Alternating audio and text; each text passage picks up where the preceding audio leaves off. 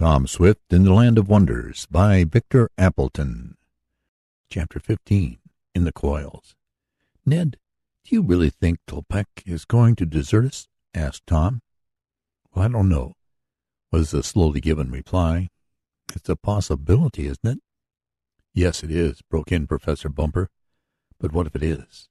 We might as well trust him, and if he proves true, as I believe he will, we'll be so much better off. If he proves a traitor, we'll only have lost a few days. For if he doesn't come back, we can go on again in the same way we started." "But that's just it," complained Tom. "We don't want to lose any time with that Beecher chap on our trail." "I'm not so very much concerned about him," remarked Professor Bumper dryly. "Why not?" snapped out Mr. Damon.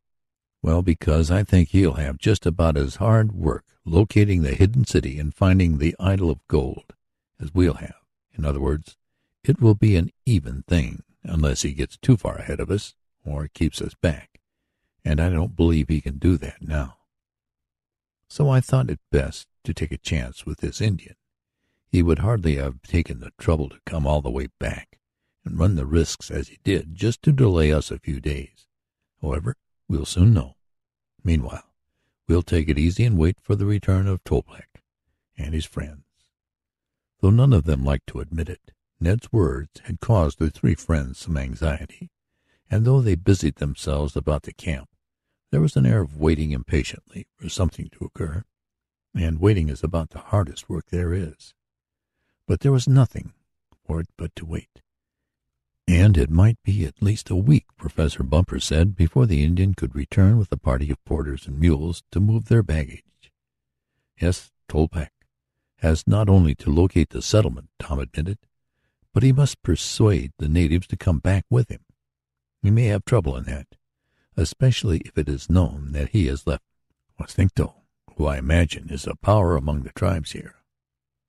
But there were only two things left to do: wait and hope. The travelers did both. 4 days passed, and there was no sign of Tolpec. Eagerly, and not a little anxiously, they watched the jungle path along which he had disappeared.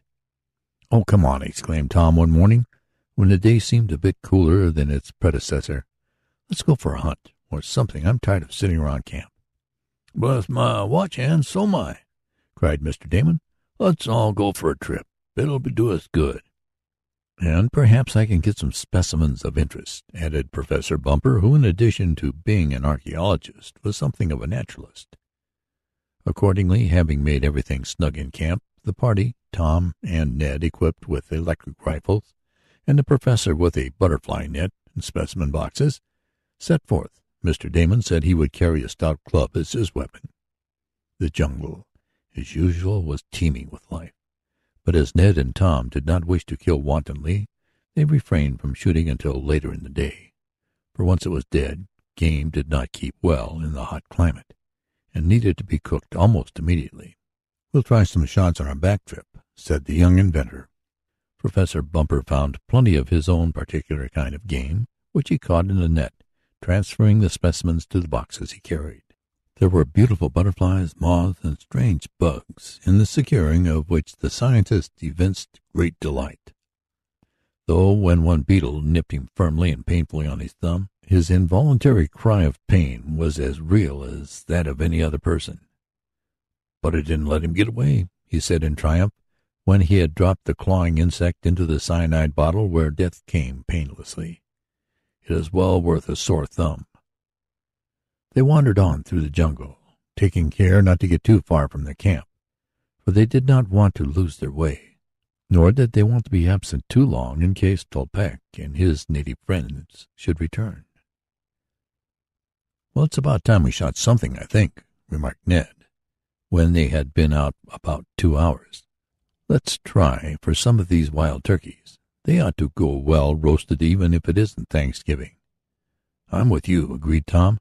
"Let's see who has the best luck. But tone down the charge in your rifle, and use a smaller projectile, or you will have nothing but a bunch of feathers to show for your shot. The guns are loaded for deer." The change was made, and once more the two young men started off, a little ahead of Professor Bumper and Mr. Damon. Tom and Ned had not gone far, however, before they heard a strange cry from Mr. Damon. Tom! Ned!" shouted the eccentric man. "There's a monster after me! Come quick!" "A tiger!" ejaculated Tom as he began once more to change the charge in his rifle to a larger one, running back, meanwhile, in the direction of the sound of the voice.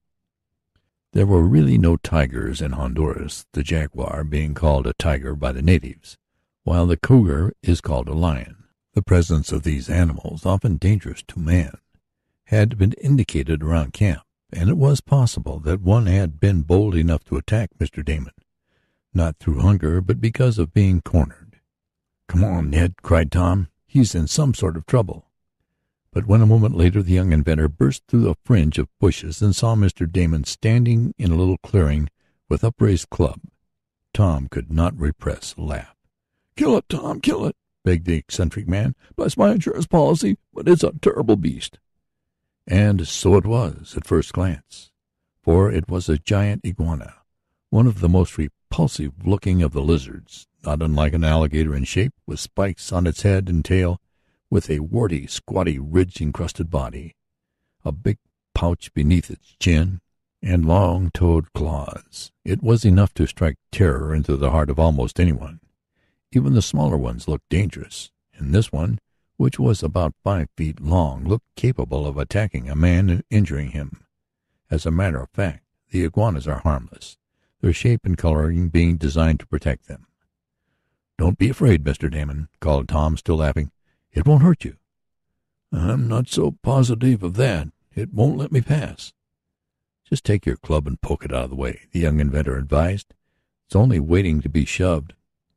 "Then you do it, Tom. Bless my looking-glass, but I don't want to go near it. If my wife could see me now, she'd say it served me just right."